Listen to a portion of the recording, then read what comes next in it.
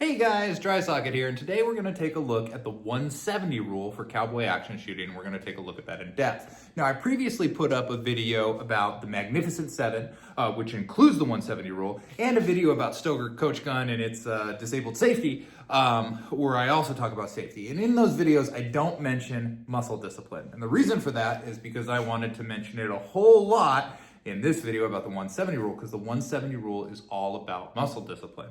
Now, what I'm going to do is I'm just going to read the rule right out of the SAS handbook here, the 170 rule. The 170 rule means the muzzle of a firearm must always be straight down range, plus or minus 85 degrees in any direction.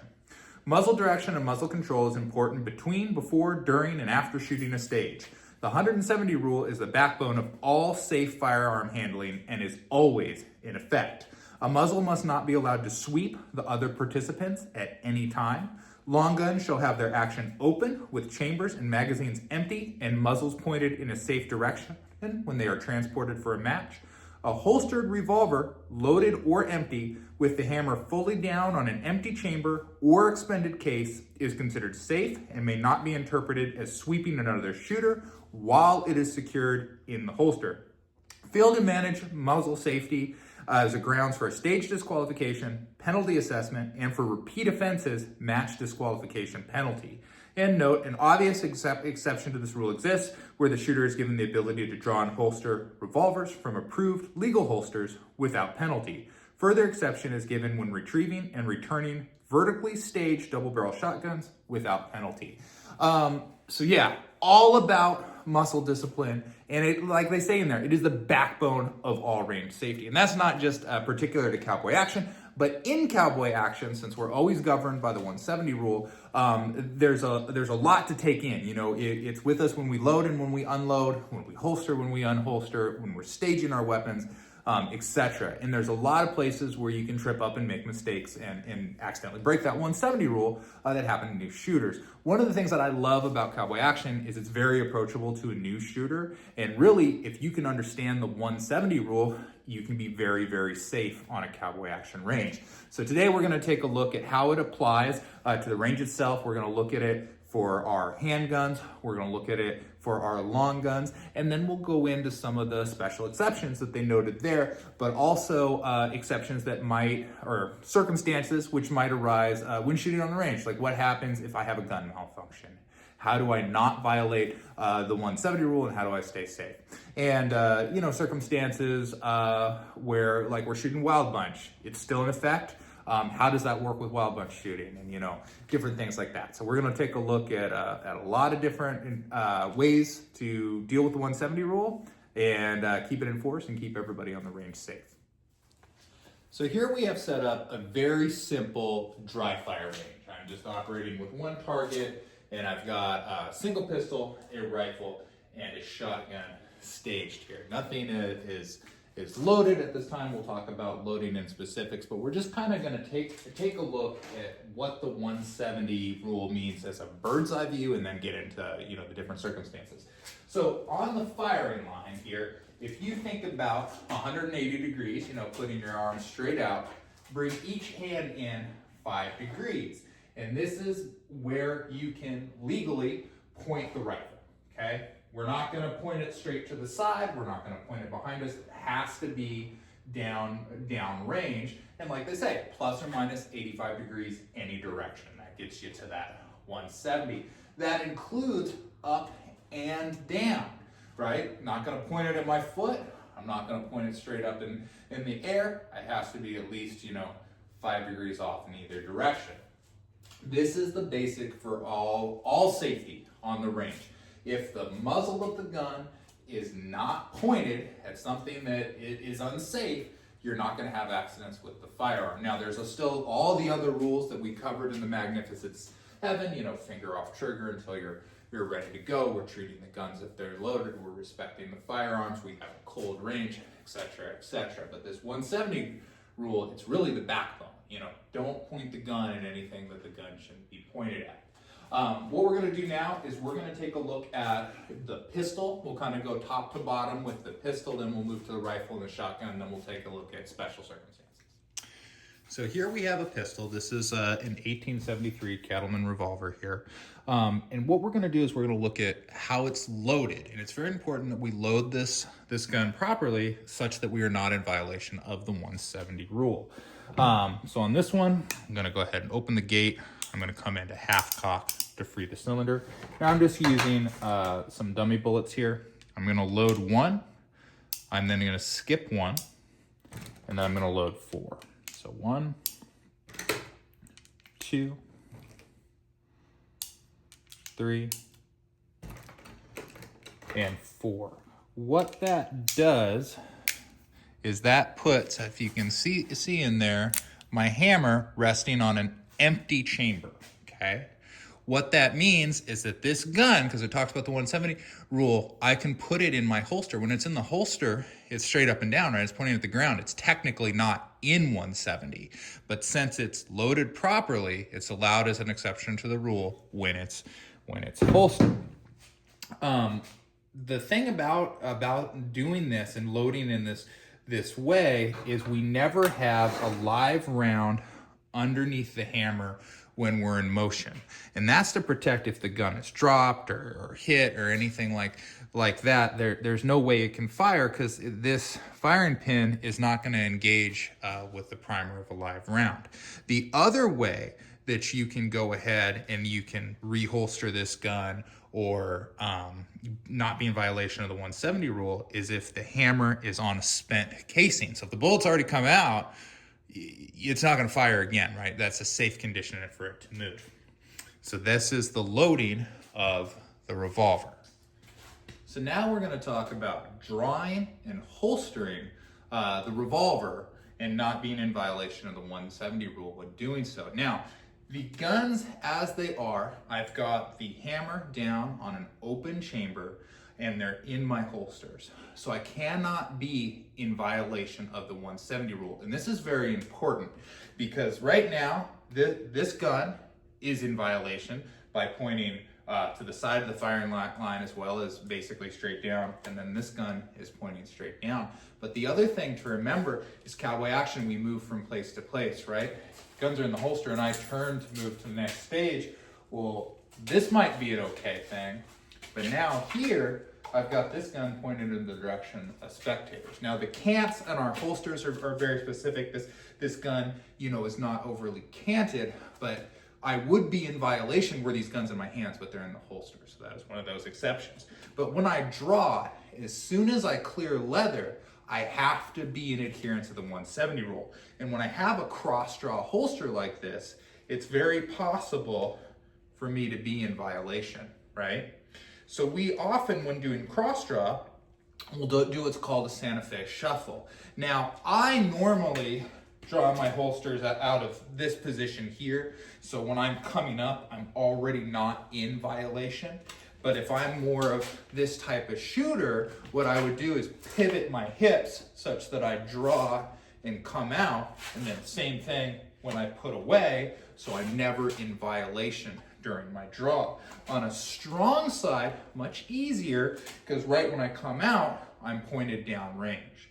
Now, one of the holstering styles you will probably not see, that's not recommended for Cowboy Action, is a twist draw, like so. This is your cavalry style. Sometimes this is called. This is really great if you're in horseback, if you're sitting down at a poker game or something like this. This is a very good style to draw, but it's way too easy to point this gun behind you when it's coming out that you won't see this draw style. Technically speaking, if I'm coming out and keeping the gun in a safe direction, it could be legal, but it's something that it's such an easy thing to get out of violation of the 170 rule. You're not going to see that in Cowboy Action. You'll see that cross draw, or you will see the strong side draw. Either the right or left-handed. Now, when I draw, I come out, I fire my 5, going back in the holster. It's still in my hand.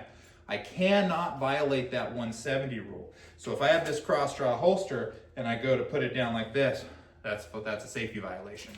I would have to bring the holster to a position where it goes in. And once it's in, doesn't matter.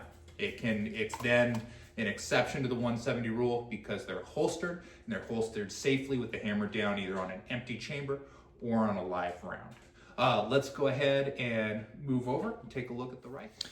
All right, now we're gonna take a look at our long gun. So this is my lever action rifle. This is an 1866. Big fan of this rifle here. And what we're gonna do is we're gonna talk really quick about having this action open. Anytime we are not on the firing line, this action is gonna be open. So it's open from the time we leave the unloading table to the time that we bring it back up to the loading table for our next stage. And what that's doing is that's showing everyone that the gun is safe. And there, you can easily see that there's no round in there. Now, when we bring it up to the loading table, that's when we'll go ahead, we'll close that lever. We'll go ahead and get the trigger down there because you don't want to have your hammer back when you're loaded. That would be another violation, because the hammer has to be down, right, in order to move with the gun on an open chamber or on an empty casing. What I'm gonna do is I'm gonna go ahead and load 6 of these snap caps in 45 Colt here. I would normally load 10, but this stage only calls for 6, possibly because I only have 6, just like so. Now, once I've done that, I'm gonna go ahead and I'm gonna bring this up to the firing line once the TO tells me to stage them up here.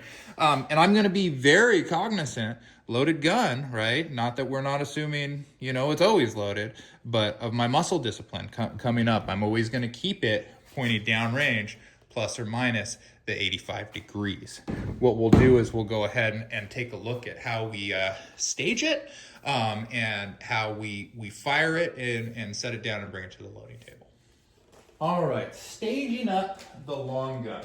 What I'm gonna do is I wanna be able to put it in a position where I can pick it up quickly, but also put it in a position where it's safe. It's safe if it's in compliance with the 170 rule. Now, what I'll do is I'll kind of point my muzzle towards my target. I'm left-handed, so I'm gonna flip it over, and I'm gonna put it right here where I can grab the lever, but the trigger still needs to be on the loading table. And I'm allowed to stage this such that I could go all the way full 170 in either direction here. The reason that you would move that, we would think about where our first target is, and I want the muzzle pointed at that first target. That way I can come it up and I can just roll right into the position and I don't have to do any movement. I'm already pointed right at the target. Our target is in this stage, right straight in front of us. The other thing you will consider is how you're moving throughout the stage, right? If I were to be walking by this gun and I bump it and it spins around and violates the 170 rule, that's on me, okay? So I want to make sure that it's staged safely where I'm not going to run into it either. So if I have to move past it, I might put it up a little bit more on the table so I can get by it, get to my other gun safely before I come back to it. So just a little consideration there. What I would do coming up to the stage, I'm going to pick it up. I'm keeping on 170. I'm going to fire. When that gun is empty, I'm going to keep this action open, right? And I'm going to put the gun down. Okay? Then I'll move on to my next gun. At no time does that gun violate the 170 rule. When the stage is over, I'll come up, I'll grab the gun, same thing. I'm going to keep it in compliance with 170, and I'll take it to the unloading table where I'll have it inspected by showing that there's no more ammunition in it, and then I'll take it back and I'll put it on my gun card. And that is kind of the staging, firing, and moving with the lever action rifle there. So we've taken a look at the rifle, and honestly the rifle I think is the easiest one. There's no special challenges, just keep the muzzle downrange at all time. Action, open, when you're done shooting it, when you're bringing it up, shouldn't have any problems there. Pistols have a little bit of a challenge just because we have to holster and unholster, and we have to do that safely, and especially if you're doing a cross draw, you have to be cognizant of where that gun is going to be pointed when it's coming out of the holster. Now, the other one that can be a little bit challenging is the shotgun, and that is just by, on the side-by-side, the fact that this shotgun moves, right? it has kind of, you know, two areas that we have to consider when it's open and when it's closed. And we want to make sure that we're not violating the 170 rule by pointing that muzzle in a direction that is unsafe. So let's take a look at how we stage up the shotgun, how we do the loading and the unloading and action on the firing line, and then we'll talk about kind of some circumstances with that shotgun there. So the shotgun is going to be the easiest one to do at the loading table because we actually don't load this at the loading table. We load it on the line for cowboy action. So we don't put anything in it. We move it over to the side. Very, very simple. The shells, and they can be staged if you don't have a carrier on your belt, but you know, they'll be taken from your body or from a staged location, usually in your belt or in a bandolier there. Can't take them from your hat. Let's take a look at the action of the shotgun on the range here. All right, staging up the shotgun. Pretty simple. Again, the trigger has to, can't be over open air. It has to be over the table there. So again, I'm left-handed, so I bring my trigger here. And I actually have the barrel broken, pointed right at the target, similar to how I do for the rifle. Now, just the thing that we have to keep in mind when we're loading and we're unloading the shotgun is we still have that 170 rule in effect. Now with the shotgun, what's nice is you have a natural stop with the table. So when I bring this gun up, I can't actually bring it easily to a position where it's in violation of the 170 rule most times, unless it's vertically staged and I'm, you know, stepping off. So just don't let that broken barrel go past 170. I'm gonna grab my shells, I'm gonna get them up, put them in, I'm gonna come up, boom, right? I'm then gonna shut my shells, okay? And at no time am I doing anything that moves that muzzle, broken or not broken, in violation of that 170 rule. Now, something that can happen is you might be called upon to move to shoot a second round of shotgun target. So I might shoot this one here, and then I have to move and shoot some from over in this position. Well, this is fine here. I've got the gun open. There's no ammo in there. I can move to the next area, load. The other thing that you could do is you are allowed to move with the hammer depressed on a spent cartridge. So I just fired both rounds. I can now move here, get to my next area, shut, and load. The reason I mention this with the side-by-side, there's no reason to not shuck immediately after firing, okay? But there are other shotgun types, and that's what we're gonna look at next, is the 97 shotgun, because it is a very common one to use in cowboy action, and you have to use it a little bit differently, especially if you're moving there. So let's take a look at that. All right, so we're gonna take a look at the 1897 shotgun. Now, when loading for cowboy action, I am specifying cowboy action because you can use this gun in wild bunch action shooting, and you would actually stage it a little bit different because you'd stage it loaded. But we're gonna have it unloaded, so cowboy action, the action at the loading table is the same. Action open, don't do anything. Come up, bring it to the firing line, you'll load it on the line. Now, being a left-handed shooter, it's very nice for me because I just put it right like this, and I've got that window covered. So that prevents, you know, if I'm shooting rifle nearby, that prevents anything from getting in there when I go to pick up the gun, which is kind of nice. However, some people do like to, as right-handed shooters, come in and just drop their first round in just like that as they're going to pick the gun up, okay? Again, at no point are we gonna violate 170. So if I come in, I fire, I eject here, and the shell usually will come out. These dummy shells tend to get stuck. Now I've got the action open.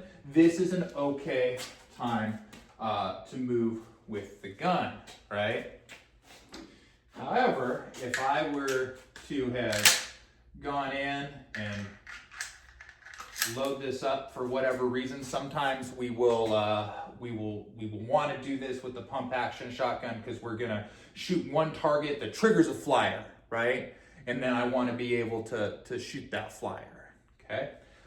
So let's say for whatever reason I have done that, you know, I fire, I get my first one out, I've now loaded a second one. I cannot move, okay? Cannot move. I could fire this one, or I could otherwise clear it before I can move, but I can't move with that gun ready to fire like that. Now, in that same circumstance, and again, sometimes this happens in wild bunch action shooting, you know, I fire, don't do anything from here. Gun is safe to move. I've got the hammer down on a spent cartridge. You can move to my next area. Now, get that one up and come in and fire. So with the 97, just some things to think about, especially when we incorporate motion into the stages. Different clubs have different amounts of motion. Some clubs like to do split shotgun, split pistol, even split rifle sometimes. So you have to think about, how am I going to have this gun in a safe positioning and in compliance with the 170 rule in order to move. So you always have to have it open like this, or if the hammer is down, the hammer has to be down on empty air, right? An open cylinder, or a spent casing, and that applies to all of our guns. So that's a look at the 97 shotgun there, how it's done for cowboy action. Let's really quick just look at how we load it for wild bunch action, and then we'll start talking about the other gun we use for wild bunch. All right, and here's what I'm bringing up to the table, for the loading table for wild bunch action shooting. I've got my pump shotgun, I've got my 1911. We're gonna do the pump shotgun very similar to how we do our lever action rifle. I'm going to close it up. Can't have that hammer back, so I'm gonna put that down there. I'm then just gonna load right into the tube. I'm gonna load 4, which is what we need for this stage.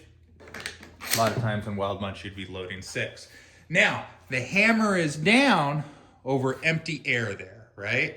So I can go ahead and I can move with the shotgun in this condition, right? I could not move with it if I had one loaded up into here, even with the hammer down. And the same applies to the 1911. For the 1911, I'm just gonna go ahead and put the magazine in. That's it. I'm not gonna rack the slide, okay? Because even if I then depress the hammer, I would have the hammer down over a live round, and that is something that we cannot do in wild bunch action shooting. So this is what I'm taking to the line now. Sometime I'm also going to be, taking a rifle with me, depending on the club I'm shooting at. Some of them you're going to engage rifle targets with a pistol. Some of them you're going to engage rifle targets with a rifle that's over 40 caliber there. So let's take a look now. We've talked about the shotgun, but let's take a look at the 1911 and how it works on being in compliance with 170 for wild bunch action. So for wild bunch action shooting, the main way that it differs from other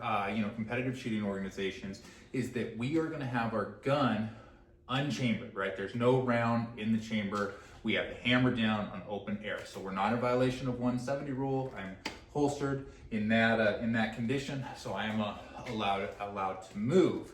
When I draw the gun, and I did go ahead and in my magazines, I did put a snap cap in on the first round, just so that it'll function as if it were loaded here, right?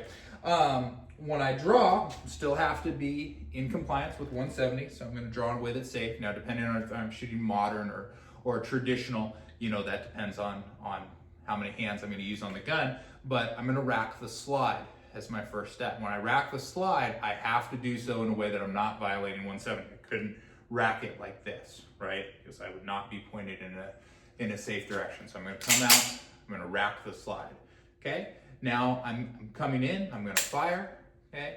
And then I'm going to change my magazine. Now, when I change my magazine, again, I have to do it in such a way that I'm not breaking 170. So I can't bring the gun down, get my magazine out. I can't point the gun over here and get my magazine in. The easiest way and the most effective way is to drop your magazine, leave the gun here, come out, find that magazine. I don't do wild bunch as often as I do other things, and then go in. If this was actually loaded and I was on the range, what I'd do then is I'd use my thumb to hit my slide release, and it would go in, chamber in the next round for me, since I don't have actual you know, ammunition in here that's resetting the hammer, I would have to rack again at this position.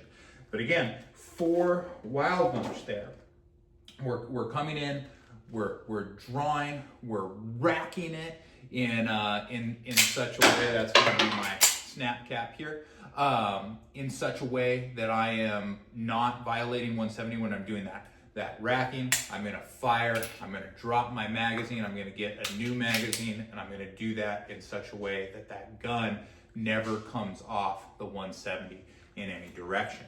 When I go to finish, I'm actually going to put the gun down instead of in my holster. And I'm just going to put it right down on the table, and they will come in and they will actually go through a specialized clearing regimen for wild bunch that shows that the gun is empty and safe, and then we can put it back in our holster at that time. So yeah, so that is kind of the 170 rule for wild bunch action shooting. What we'll do now is we'll take a look at some specialty circumstances that can arise while you're doing cowboy action. So that's how it's all supposed to work. But sometimes situations will arise, you'll have a firearm malfunction, something will happen where if you were to do the rest of the stage as written, you would be in violation of 170, and you can never be in violation of 170. So sometimes we have to do what's called grounding a gun. You might see this on the revolver, maybe most commonly. So I come in, and let's say I'm firing my sequence, and this round doesn't go off. Well, you know, not a big deal. I'll just go around the wheel, and I'll try to make it go off again by having it hit that primer another time. Well, now it's still not going off. I now have a live round in this gun, right? I cannot reholster it anymore. So I have to declare it dead, and I'm gonna put it down on the table. The TO will actually bring that to the unloading table, and we will, you know, get it sorted out at that time. Same kind of thing happens with the rifle. If I come in and my rifle like malfunctions, and I've tried, but I can't get this action open, and something has gone on, sometimes what'll happen is our guns are often, you know, they're 38 357, right? That means that they shoot 357 and they shoot 38 special, but usually the way that they're built is that they like one of the other of those wrong more. So if you get a gun that really likes 357, you put 38, and the 38's too short, it might jam up the gun. Okay, you might need to get 38 special that are a little bit longer. That's what's nice about doing reloading and things. You can reload to the specifications of what your gun really likes. But I have seen guns get very jammed up just someone's trying out new ammunition and they did not like it. I have had that happen to my guns. And you can't get it closed. Maybe the action's stuck like half open. You ground the gun. The TO, that is their job. They will get it safely for you to the unloading table when the stage is over, and you complete the stage to the best of the ability with the equipment that you still have left, but you never violate 170. Same would be with the shotgun. You also, you should be restaging your shotgun, like your side-by-side. If you're shooting shotgun first, you would stage it open and empty, right? Restage it open and empty. I had a situation where I had to use some high brass shells, and I got just gummed up my shotgun. I got stuck. I couldn't break it back open. So I declared dead. Dropped it down. Same thing. TO brings it back. Those things happen, and that is, what you do. You put it down. Your hands off of it. Let the TO do their job and never break 170. I'm not going to turn around and be like, this isn't working, right? That is something you cannot do. Have to keep it straight down range, plus minus 85 degrees in any direction there. Let's take a look at some more fun circumstances that might arise. The best part of cowboy action shooting is we get to use a lot of really, really cool guns. You will typically see lever action rifles and pump action shotguns. However, there do exist pump action rifles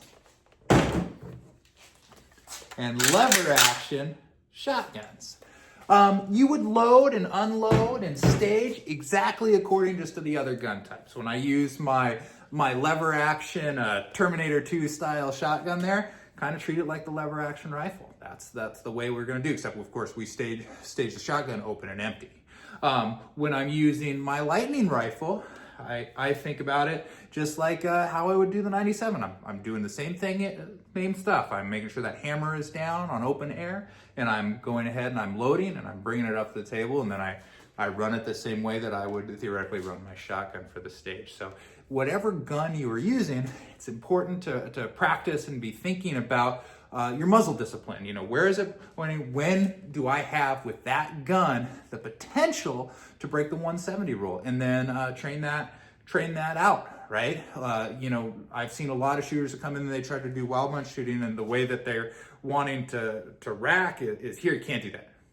Can't do that. That is not pointed in a safe direction, right? You got to get that pointed down range and then do the racking of the slide. So it's just, you know, practice with your guns, know the guns, you know, think through when you're going to do things, and just always be thinking, where is my muzzle going and is it in compliance with the 170 rule? Let's look at another way that it's common for us to do motion in cowboy action shooting. Some of the most fun stages in cowboy action are stages in which we would engage a target and then move to a position downrange. So in this stage, I've got my rifle, I engage my targets, I'm gonna put it down open and empty, then I'm gonna come down range for my pistol. I'm in violation of 170. I've got this gun pointed at myself. You can't ever flag another person, including yourself. So let's take a look at the way that we can do that same movement, but safely. So let's take a look at that again. In this stage, what I'm going to do is I'm going to engage the rifle targets with my rifle. I'm then going to make the rifle safe, and by safe I mean in accordance with 170 rule, including that it cannot sweep any other person, including me. Usually when we do a stage like this, we'll have a box that's 45 on either side of the table that you put the rifle in afterwards, such that it's keeping the muzzle in a position where you can go safely downrange.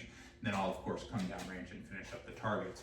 So I would come in here, I'm going to fire my rounds, I'm going to leave that action open, I'm going to stage that rifle in such a way that I'm not being flagged, move downrange, I'm going to draw, keep it 170 in mind, okay. Just like that. Rifle pointing in a direction that's in compliance with 170, but also in compliance with not sweeping another person. Very, very common situation. Now let's take a look at vertical staging.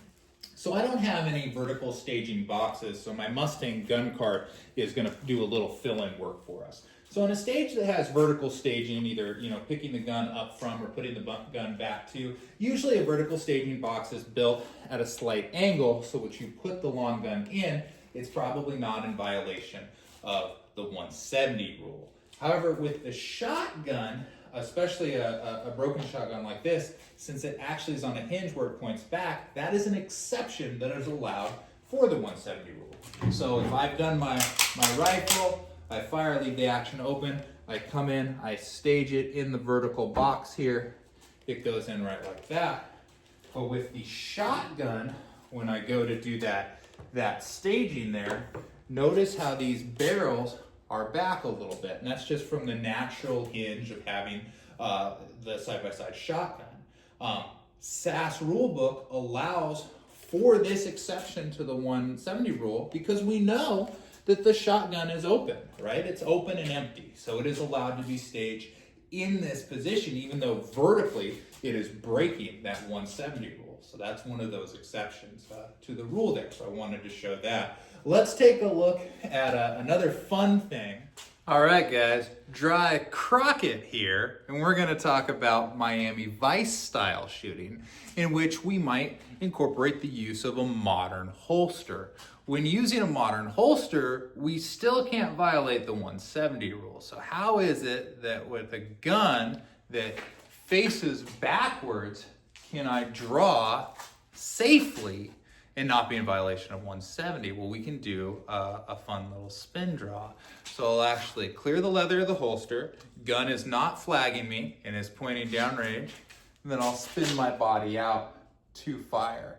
So just a fun way to still work within the guidelines of the 170 rule, but have a little fun and shoot something a little bit different. So I hope you found this look at the 170 rule for cowboy action shooting and also for wild bunch action shooting useful. I know getting started as a new shooter, sometimes the 170 and just kind of, you're like, oh yeah, point the muzzle down range, but it's all those little different things like holstering, unloading, loading, you know, what happens if things don't work out and I end up with a dead gun. You know, those are the areas that trip up new shooters. So I'm hoping this video, you know, helps to prepare you for those situations, but the things that really help you prepare the most is just practice. Be that getting out on the range and participating in cowboy action and, you know, buddy up with someone that's more experienced to help you through the first couple of times, or doing dry fire practice. What I really enjoy about cowboy action is it's very easy to do dry fire practice. You know, you don't have to have much to be able to do it, just a place to hang some targets and you know, work with your firearms in a safe manner there. The revolvers and the lever guns, you know, you can just dry fire and you don't need any kind of snap caps or whatnot. But shotguns are very particular, especially with their firing pins. You should invest in some kind of dummy rounds or snap caps. You can buy them on, you know, Amazon or wherever, or you can make some. You can just fill old shotgun shells with hot glue. Basically, take the primer out and just make it so that they're hitting something soft there. Those pins aren't designed to hit air, you know. So I dry fire shotguns very rarely. Sometimes in one of these videos, you know, there's just kind of need to sort of show it, and we do that for that. But as a general rule, I don't dry fire them. But I dry fire the revolvers and the lever guns all the time. And then when I'm doing that practice with a shotgun, I just put dummy rounds in there. And I usually put some cowboy boots on the floor. They look like knockdown targets to me. So that is a look at the 170. Again, it's all about muzzle discipline. Just keep that muzzle in a safe direction. And for cowboy action, that is straight down range, plus minus 85 degrees, any direction. Okay? You guys have a good one. Get out there and shoot. I really hope you found this video to be informative. Let me know what you think in the comments, and hey, while you're there, give me a like if you don't mind.